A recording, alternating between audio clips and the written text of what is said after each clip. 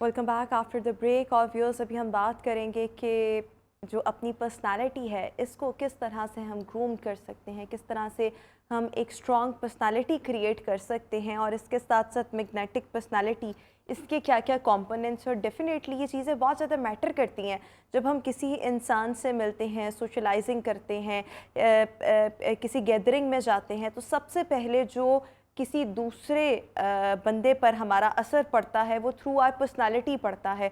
इस पर्सनालिटी में हमारा रख रखाव, हमारा बातचीत करने का अंदाज़, हमारे मैनर्स, हमारा रवैया, हमारा पहनना ओढ़ना, हमारी तमाम एसेसरीज़, ईच एंड एवरीथिंग, ये तमाम चीज़ें जो है वो मैटर कर रही होती हैं। सो इसीलिए ये चीज़ है भी बहुत ज़्यादा इंपॉर्टेंट, और अभी हम इस पर बात भी करेंगे। हमारे साथ लाइफ कोच जाजेब हमें शो में ज्वाइन कर चुके हैं। जाजेब साहब, thank you so much and a very good morning.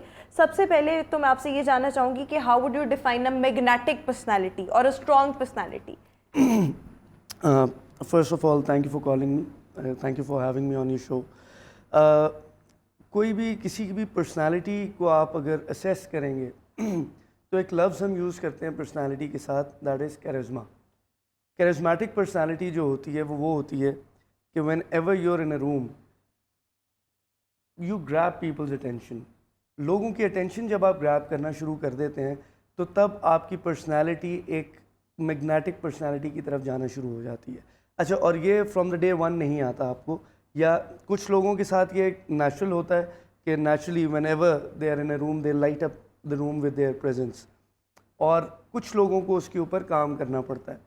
और ये तमाम तर चीज़ें आती हैं विद टाइम, जिनको काम करना पड़ता है ना, विद टाइम ये चीज़ें आती हैं। You must have been around people जिनके साथ जब आप गुफ्तगू करते हैं या टाइम स्पेंड करते हैं तो आपका दिल करता है कि मैं इनके साथ ज़रा ज़्यादा टाइम स्पेंड करूं, ज़्यादा बातचीत हो, क्योंकि उनका बात करने का तरीका इस किस्म का होता है।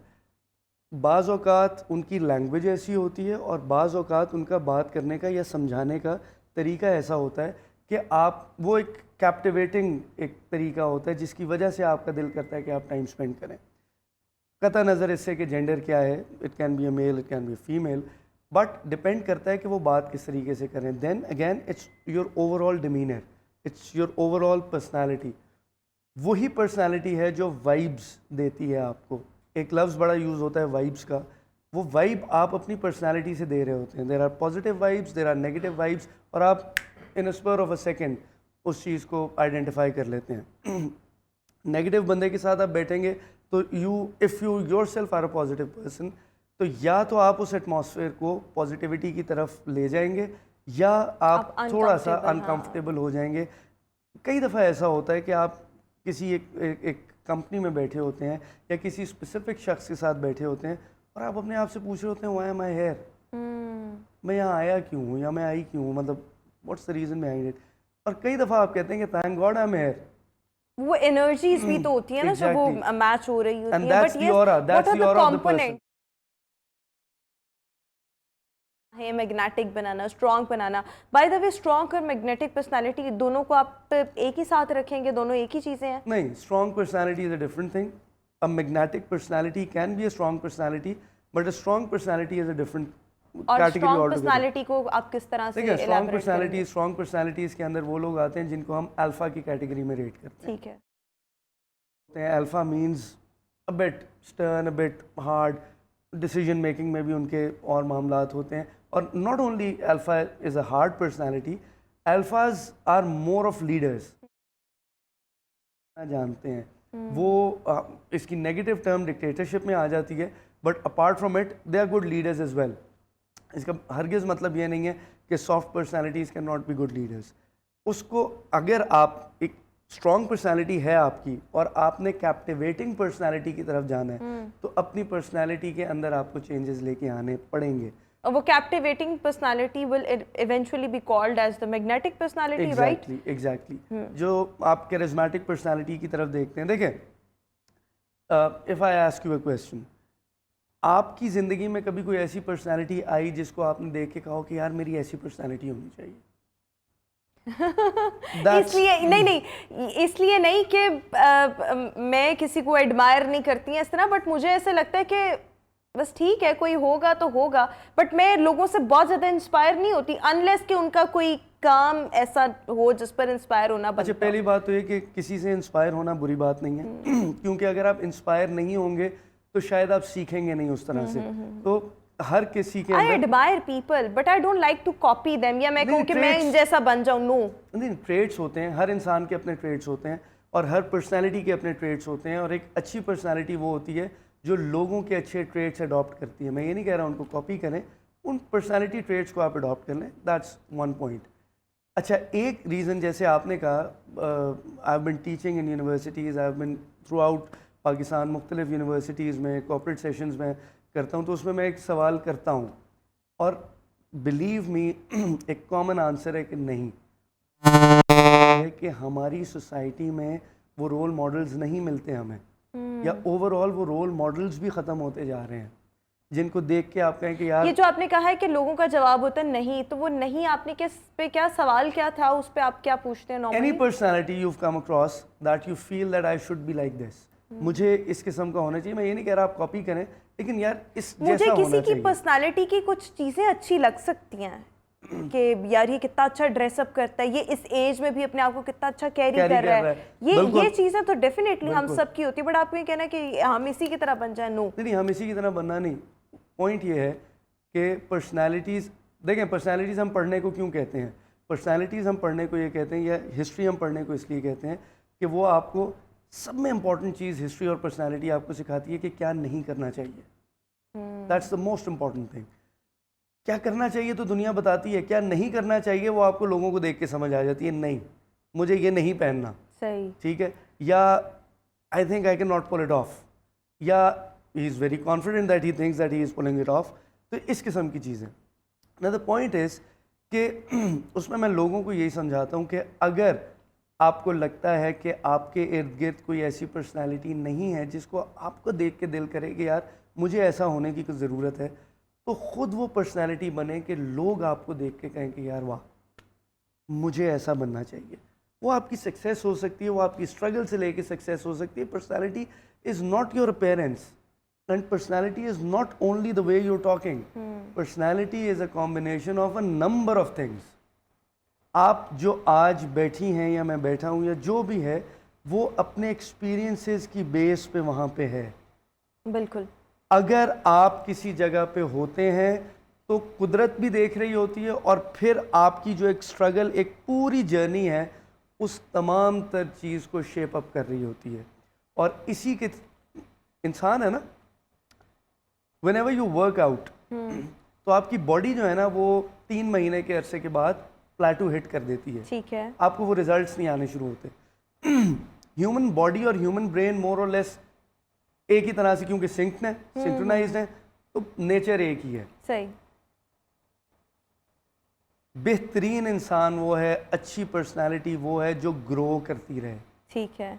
जिसको ये समझ आ जाए कि आई हैव डन इट, या आई एम देयर, या मुझे अब कुछ समझने की ज़रूरत नहीं यानी है। उसका सफ़र चलता रहे और उसमें एक ये खूबी हो कि वो सीखे और हर दिन सीखे। सो बेसिकली ये आपके नज़दीक, और डेफिनेटली उसकी डेफिनेशन भी समहाउ बनी जाती है in the very simple words कि वो एक अच्छी बेहतर पर्सनालिटी है। लेकिन अगर कोई इंसान अपने आप को मजबूत पर्सनालिटी बनाना चाहे, वो असाब का भी मजबूत हो, उसकी डिसीजन मेकिंग पावर भी मजबूत हो, ये तमाम चीज़ें एक स्ट्रॉन्ग पर्सनालिटी का खासा है। सो आप ऐसे लोगों को क्या रिकमेंड करेंगे कि आपने ये करना है, एंड अगेन वही आपकी बात कि ये नहीं करना?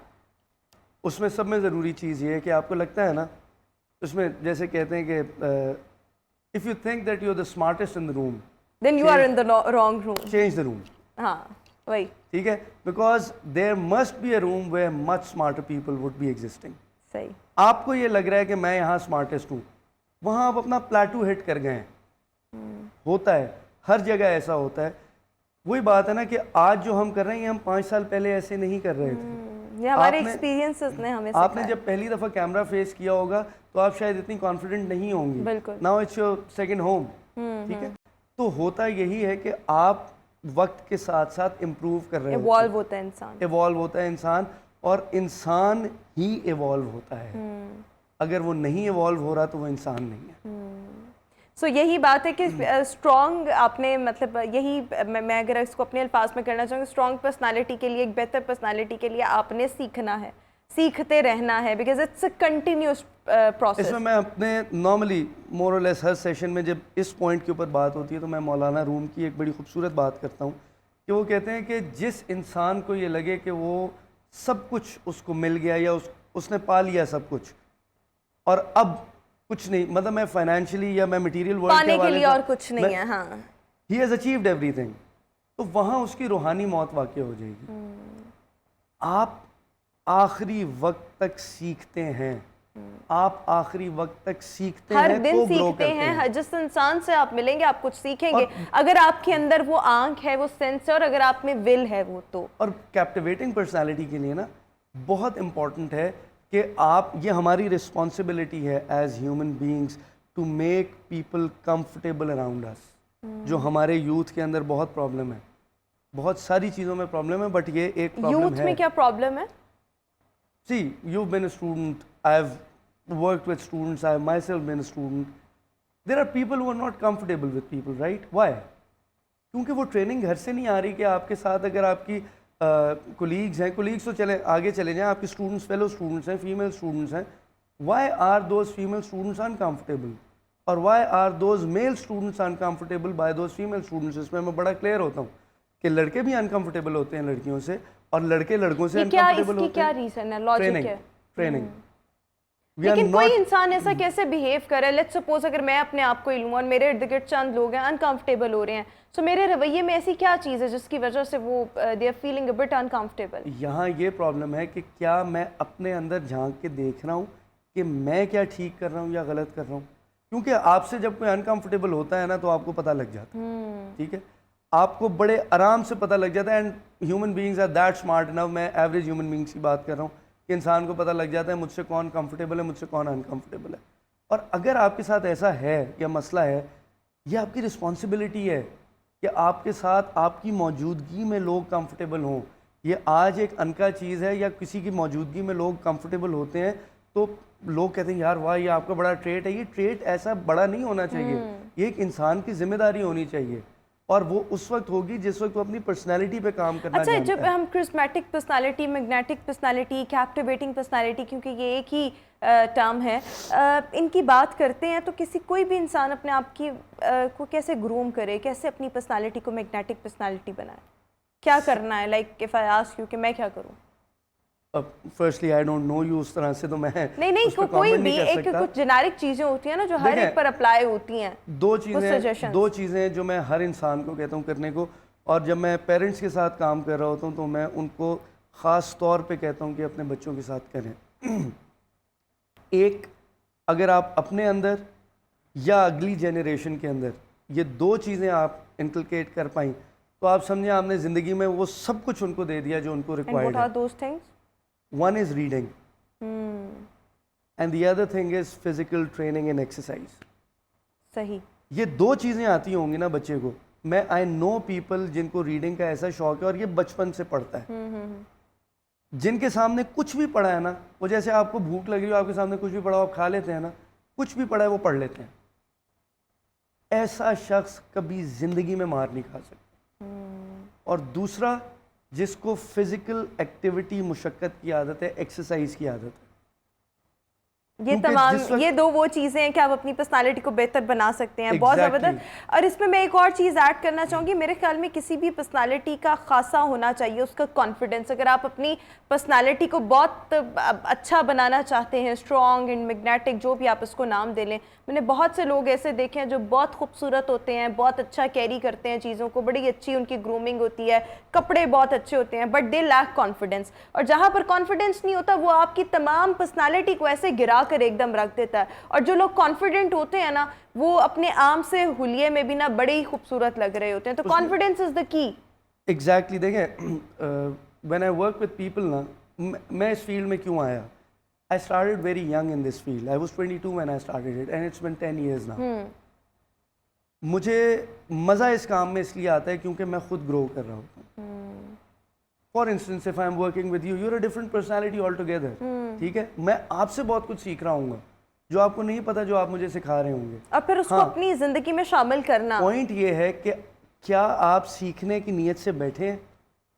जब मैं पढ़ाया करता था यूनिवर्सिटी में, तो मैं उधर एक चीज़ सिंपल सी स्टूडेंट्स को कहता था कि यार you are 40, 45, 50 people, I am the only one who's here ना, तो मेरे पास सीखने के ज़्यादा मौके हैं। माइंडसेट की बात है। बिल्कुल ठीक हो गया। तो तमाम चीज़ें बिल्कुल आपने ठीक है, और ये बहुत ज़बरदस्त आपने बात की कि रीडिंग बहुत ज़रूरी है। इसके साथ साथ आपकी फ़िज़िकल एक्टिविटी, ये वैसे भी आपको हर अंदाज में जो है ग्रो करने का मौका देती है। कॉन्फिडेंस पे एक और मैं चीज़ शेयर करना चाहूँगा जी। कॉन्फिडेंस पे एक और बस आखिरी चीज़ ये है कि किसी को भी सर पे सवार करने की ज़रूरत नहीं है। You become the person the stories you tell yourself. अपने साथ वो गुफ्तगू करें जो आपका कॉन्फिडेंस खुद बूस्ट करेगी।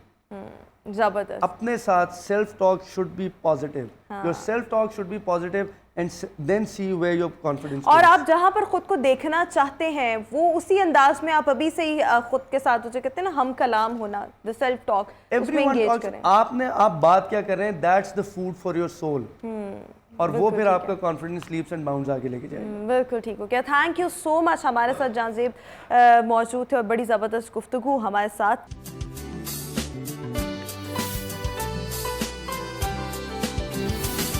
Welcome back after the break. और व्यूअर्स, अभी हम बहुत अहम मौजू पर बात करने वाले हैं। किसी ज़माने में कहा जाता था कि बेटी हो और उसके अच्छे नसीब की दुआ हर कोई करता था, और अभी भी डेफिनेटली लोग करते हैं, लेकिन आजकल तो बेटों के अच्छे नसीब की दुआ करना भी बहुत ज़्यादा ज़रूरी हो चुका है। अच्छा, जो रिश्ता बेहतरीन तलाश करना, ये भी एक, अगर हम देख लें कुछ अर्सा पहले भी बहुत एक बड़ा काम समझा जाता था। आजकल ये काम ख़वातीन के हवाले से ही नहीं इम्पॉर्टेंट, बल्कि मर्दों के हवाले से भी बहुत ज़्यादा अहमियत का हामिल है, क्योंकि मर्दों के लिए भी, लड़कों के लिए भी अच्छे रिश्ते मिलना उतना ही मुश्किल हो चुका है जितना कि ख़वातीन के लिए, लड़कियों के लिए अच्छे रिश्तों की तलाश जो है वो एक मुश्किल काम है। इस सब के साथ साथ होता क्या है कि पहले ये लड़कियों के साथ वैसे होता था, लेकिन अब मर्द भी इस चीज़ से बहरहाल गुजर रहे हैं। कुछ अगर हम मर्दों की बात करें, लड़कों की बात करें, कि जब लड़की वाले जब पहले लड़के वाले घर आते थे, किसी लड़की को देखते थे तो उसमें से 100 नुक्स निकाल के जाते थे, रिजेक्ट करके जाते थे,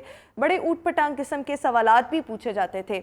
अब लड़कों के साथ भी ऐसे ही जो सिलसिला है वो हो रहा है। सो अभी बहरहाल जो ज़्यादा प्रॉब्लम्स हैं वो हैं ख़वातीन के लिए, लेकिन अब आहिस्ता आहिस्ता लड़के भी उस दायरे में जो है वो घूमने लग गए हैं।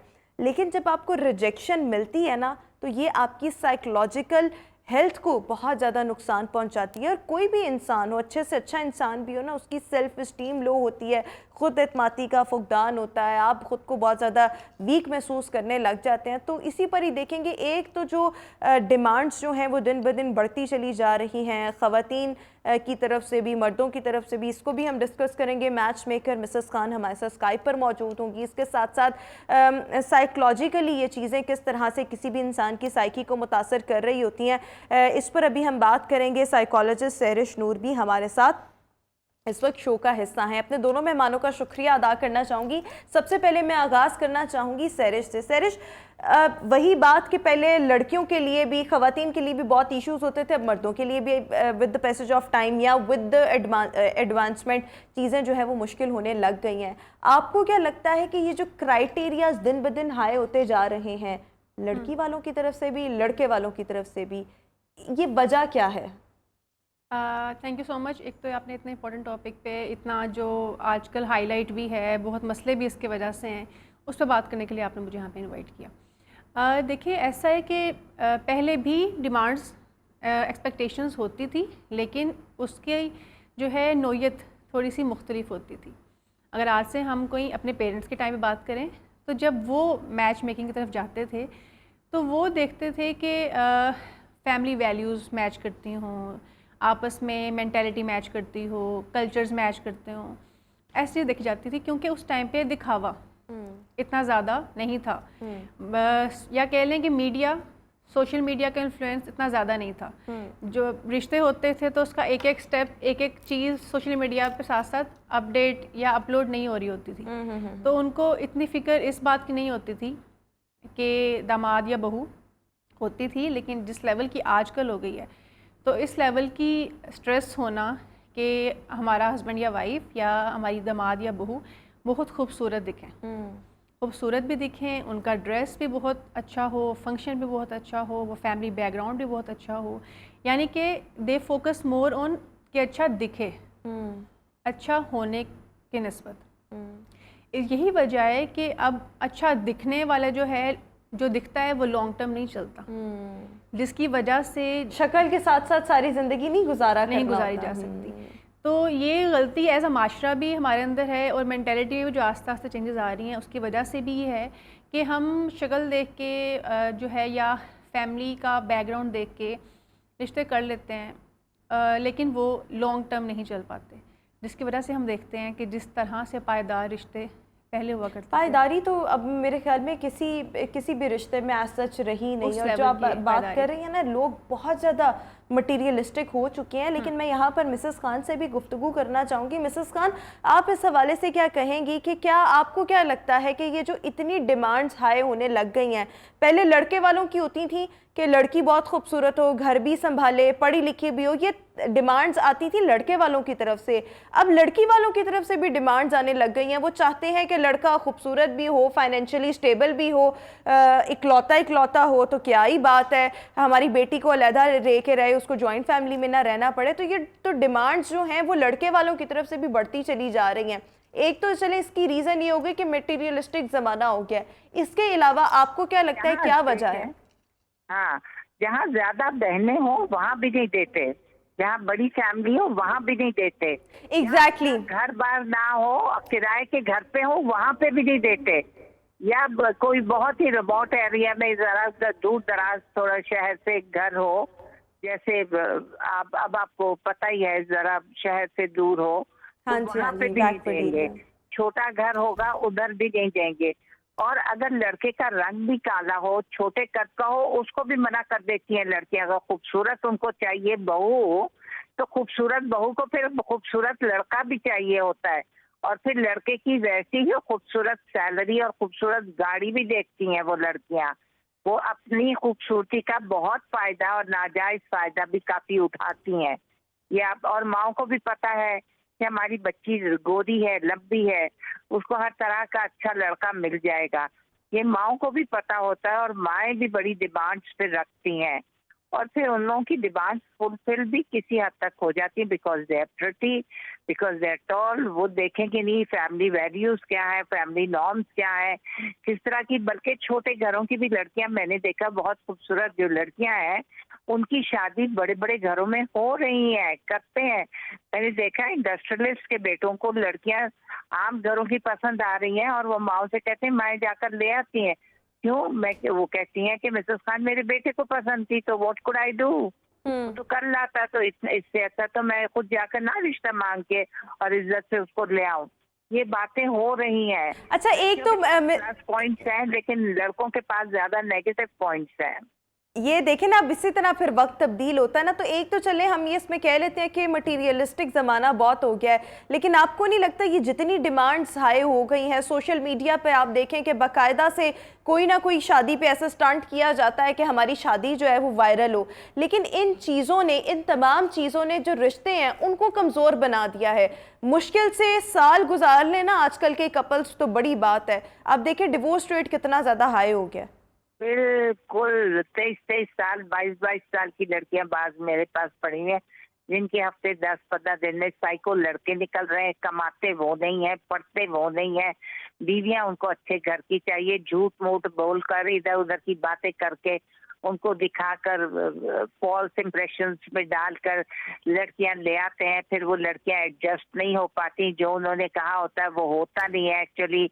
बड़े बड़े घरों में आ जाती हैं, फिर उनको वापस ही शिफ्ट होना पड़ता है छोटे घरों में, या अपने रिश्तेदारों के घरों में घर दिखा देती हैं किसी भी तरीके से। तो ये झूठ फॉल्स इम्प्रेशंस डालती हैं, फेक चीजें दिखाती हैं। उस पर जब लड़कियां आ जाती हैं तो वो तो फिर परेशान होकर वापस घर चली जाती हैं। लड़के उतने नाअहल होते हैं। आजकल के हमारे लड़के नाअहल हैं, जो अच्छे लड़के हैं वो तो सारे जा रहे हैं बाहर, आपको पता है।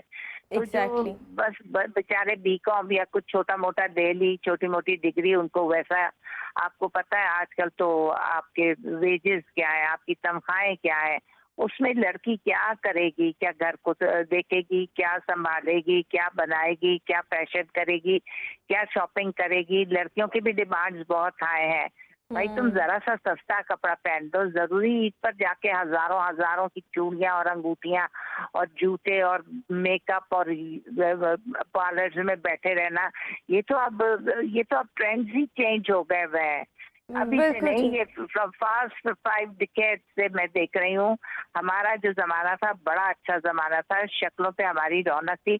अब तो डाइटिंग कर करके सूखी सड़ी हुई लड़कियां नजर आती हैं। मुझे तो कुछ पता ही नहीं चलता कि ये डाइटिंग किस बात की हो रही। सूखे सूखे हाथ पाँव, पतली पतली सी शक्लें बनाकर पता नहीं क्या कर रही हैं, पता नहीं, लगती हैं कि बड़ी खूबसूरत है। बिल्कुल ठीक है, आप बिल्कुल ठीक फरमा रही हैं मिसेस खान। साथ ही रहिएगा। सरिश, मैं आपसे ये जानना चाहूँगी, मैंने अपने इंट्रोडक्शन में भी एक चीज़ ये मेंशन की थी कि जब रिजेक्शन होती है ना, तो ये किसी भी इंसान की नफ्सियात को बहुत ज़्यादा मुतासर करता है। वो भले लड़के वाले लड़की को रिजेक्ट कर दें या लड़की वाले लड़के को रिजेक्ट कर दें। तो आपको क्या लगता है साइकोलॉजिकली किस अंदाज में कोई इंडिविजुअल मुतासर होता है? और किसी चीज़ को पर्सनल नहीं लेना चाहिए। जितने भी अभी हमें मर्द और ख़वातीन देख रहे हैं, आप उनको क्या कहना चाहेंगे? रिजेक्शन हो गई है लेकिन उसको पर्सनल ना लें, उसके साथ मूव ऑन करें। देखिए, जो साइकोलॉजिकल स्पीकिंग जब रिजेक्शन की बात करते हैं तो rejection is a painful process. ये एक्सेप्ट करना पड़ता है कि एक्सेप्ट करना है आपने। मिसेस खान साथ ही मौजूद रहिएगा। अब ये हमारे साथ साइकोलॉजिस्ट है सरिश। ये सरिश इस वक्त जवाब दे रही है। मैं आपकी तरफ भी ये सवाल लाती हूँ। सरिश, आप बताइएगा। जी। जब रिजेक्शन होती है तो हम साइकोलॉजिस्ट जो मानते हैं rejection is as painful as some physical pain. जैसे फिजिकल पेन के इम्पैक्ट्स आते हैं हमारे ब्रेन पे, हमारे जहन पे केमिकल्स के आते हैं, इसी तरह व्हेन वी फील रिजेक्टेड तो उसी तरह से पेन होती है। अक्सर लोग कह देते हैं कोई बात नहीं, रिजेक्ट हो गया, क्या हो गया। बट किसी के सामने जाना, खुद को प्रेजेंट करना और उसके बाद रिजेक्ट हो जाना, चाहे वो फीमेल है चाहे वो मेल है, उसके दिमाग में ये बातें आना कि क्या मैं इनएडुकेट हूँ, मेरे अंदर कोई कमी है, मेरे अंदर कोई मसला है, मैं कंप्लीट ह्यूमन नहीं हूँ, ये बातें आना नेचुरल है और उसकी वजह से इफ़ेक्ट आते हैं। हम इसे कोप करने के लिए कहते हैं कि जैसे कि हम डिनाइल में ना जाएं, जैसे कि आपने कहा कि पर्सनल ना लें, हमने एक्सेप्ट करना है कि हमें इस वजह से इस बेस पे रिजेक्ट किया गया और हो सकता है वो इंसान खुद ही इस काबिल ना हो। लेकिन आप उसको, अगर दो एक्सट्रीम्स होती हैं, कुछ लोग क्या करते हैं, कुछ लोग बिल्कुल ही एग्रेसिव मोड में आ जाते हैं। हाउ डेयर ही और शी टू रिजेक्ट मी, वो कैसे रिजेक्ट कर सकते हैं मुझे, बिल्कुल एग्रेसिव मोड पे आ जाते हैं। दूसरा कुछ बिल्कुल ही खुद को आइसोलेट कर लेती हैं या कर लेते हैं कि मुझे रिजेक्ट कर दिया गया, मैं किसी काबिल ही नहीं हूँ, मैं कुछ कर ही नहीं सकती, या फिर एक्स्ट्रा एफर्ट शुरू कर देंगी या कर देगा वो खुद को बेहतर करने के लिए, जो कि असल में ज़रूरत नहीं है। एक खुद को सेल्फ केयर इज़ गुड, अपना ख्याल रखना, अपनी फिज़ीक का ख्याल रखना, अपने कॉम्प्लेक्शन का ख्याल रखना अच्छी बात है, लेकिन सिर्फ किसी के कहने पे या रिजेक्शन के बाद बहुत ज़्यादा करना शुरू कर देना, दैट इज़ नॉट नॉर्मल। दोनों एक्सट्रीम्स पे नहीं जाना आपने। आप देखें कि ठीक है ऐसा हुआ, रिजेक्ट किया, बट वो उनका जो मेंटल लेवल है वो मैच नहीं कर रहा आपके साथ, या उनका जो क्राइटेरिया है उस क्राइटेरिया में आप फिट नहीं हो रहे। इसका मतलब ये नहीं है कि आप बुरे हैं, आप में कमी है। मसला है। हाँ। आप में मसला नहीं है। और हो सकता है कि उनकी आंख जो है वो आपकी वर्थ पहचानने के काबिल ही ना हो। वो जो देखने के लिए आए हैं, जब वो जो माइंडसेट बना के आए हैं उसमें आप सेट नहीं हो रहे, तो उसमें अगर आप सेट नहीं हो रहे तो may be this is better for you कि आपका माइंडसेट उनसे मैच।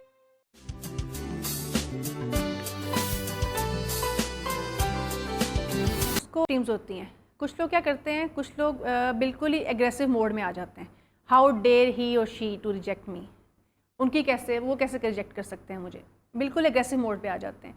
दूसरा कुछ बिल्कुल ही खुद को आइसोलेट कर लेती हैं या कर लेते हैं कि मुझे रिजेक्ट कर दिया गया, मैं किसी काबिल ही नहीं हूँ, मैं कुछ कर ही नहीं सकती, या फिर एक्स्ट्रा एफर्ट शुरू कर देंगी या कर देगा वो खुद को बेहतर करने के लिए, जो कि असल में ज़रूरत नहीं है। एक खुद को सेल्फ केयर इज़ गुड, अपना ख्याल रखना, अपनी फिज़ीक का ख्याल रखना, अपने कॉम्प्लेक्शन का ख्याल रखना अच्छी बात है, लेकिन सिर्फ किसी के कहने पे या रिजेक्शन के बाद बहुत ज़्यादा करना शुरू कर देना, दैट इज़ नॉट नॉर्मल। दोनों एक्सट्रीम्स पे नहीं जाना आपने।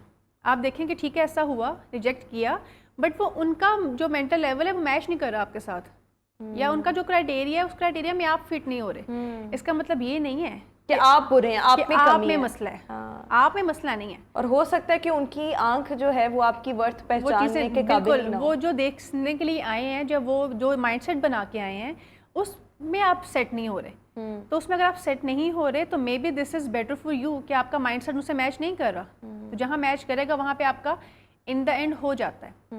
तो पहले ये कि पहले हमेशा अपने एक्सेप्ट करना है, एक्सेप्टेंस और पेन फील करना is natural, that is first step of healing as well. आपको पेन फील होगी, आप एक्सेप्ट करेंगे, फिर आप आगे मूव ऑन करेंगे कि ठीक है उनका क्राइटेरिया ये था, उनको ये पसंद था, बट मैं उसमें फिट नहीं आई या नहीं आया, तो maybe I can find someone better.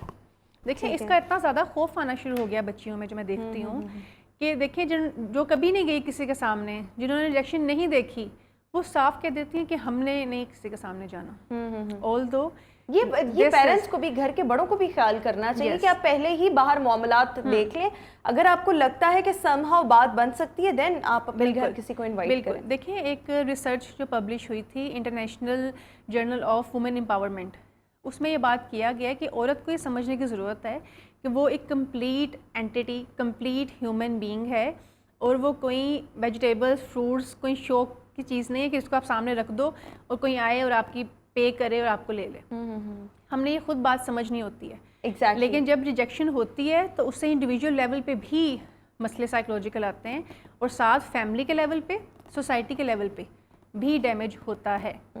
बिल्कुल ठीक हो गया। मैं मिसेस खान से यही बात करना चाहूँगी। मिसेस खान, मैं आपसे यहाँ पर ये जानना चाहूँगी कि आपको क्या लगता है कि कोई भी मेल हो या फीमेल रिजेक्शन के साथ वो किस तरह से डील करे, नंबर 1। नंबर 2, ये इसी के साथ मैं एक और सवाल ये भी ऐड करना चाहूँगी कि आपको क्या लगता है मोस्टली केसेस में रिजेक्शन होती क्यों है? जब ज़्यादा बेहतर नहीं कि आप घर के बाहर ही मामला तय कर लें और आप अपने घर दावत ही तब किसी को दें जब आपको लगता है कि आप किसी एक पॉइंट पर आ सकते हैं, बात बन सकती है, रिश्ता आगे बढ़ सकता है। हाँ, ये बहुत अच्छी बात आपने मुझसे पूछी है। यही है कि आप कहीं पर बाहर, कहीं आप जैसे कहीं शॉपिंग कर रहे हैं तो किसी मॉल में कहीं भी बुलाकर उनकी छोटी सी मुलाकात करवा सकते हैं कि हाँ, you are passing by, shopping कर रहे थे तो बस आप लोग मिल गए, तो सलाम दुआ कर रहे हैं।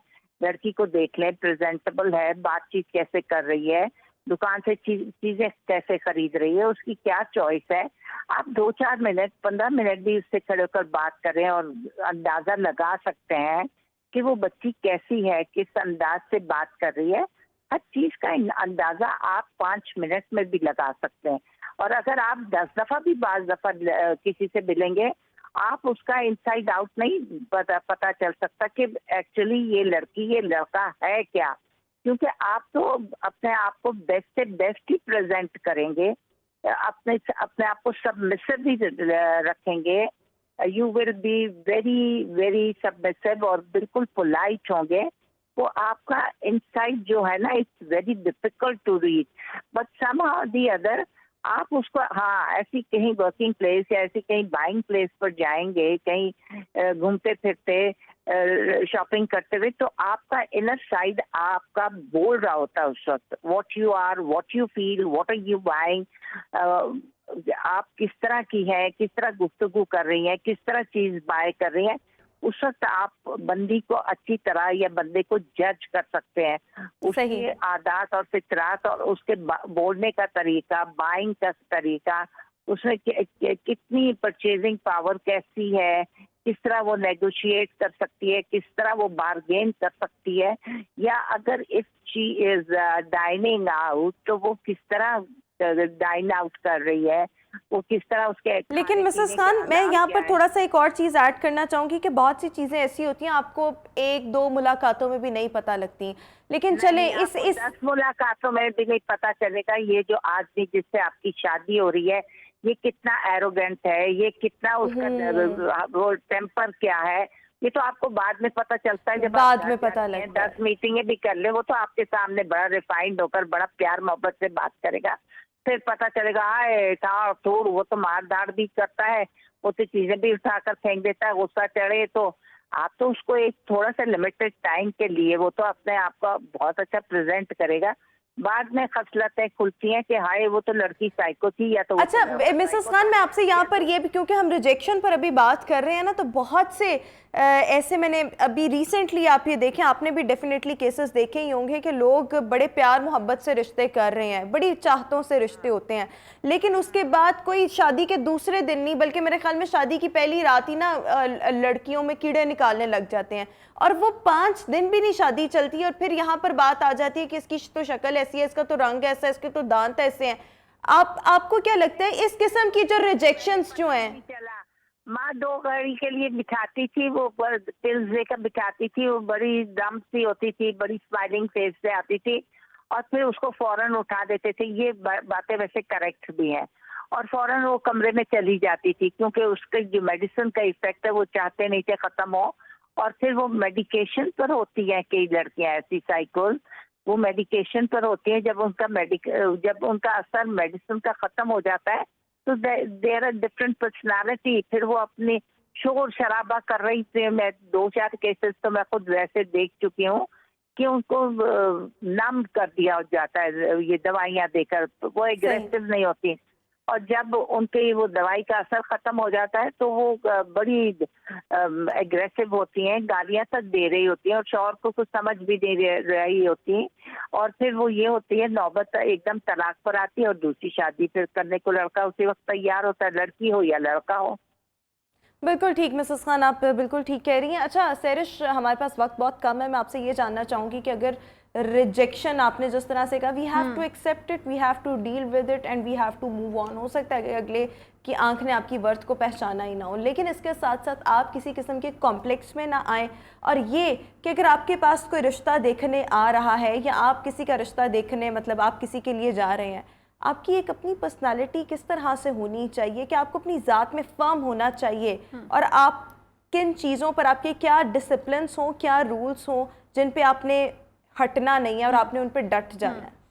देखिए, असल में ये मसला जो आता है रिजेक्शन का, ये तब आता है कि जब हम खुद क्लियर नहीं होते अपने थॉट्स में, अपनी प्रायोरिटीज़ में, कि हम क्या चाहते हैं। मतलब जब लड़के वाले भी या उनके पेरेंट्स भी रिजेक्ट करते हैं तो क्यों करते हैं, कि वो जब देखने जाते हैं बहू को या किसी लड़की को, तो वो अपनी नज़र से या अपने स्टाइल से नहीं, माशरे के स्टाइल से देख रहे होते हैं कि वो उसको देखेगा तो किस तरह देखेगा, वो उसके बारे में क्या सोचेगी।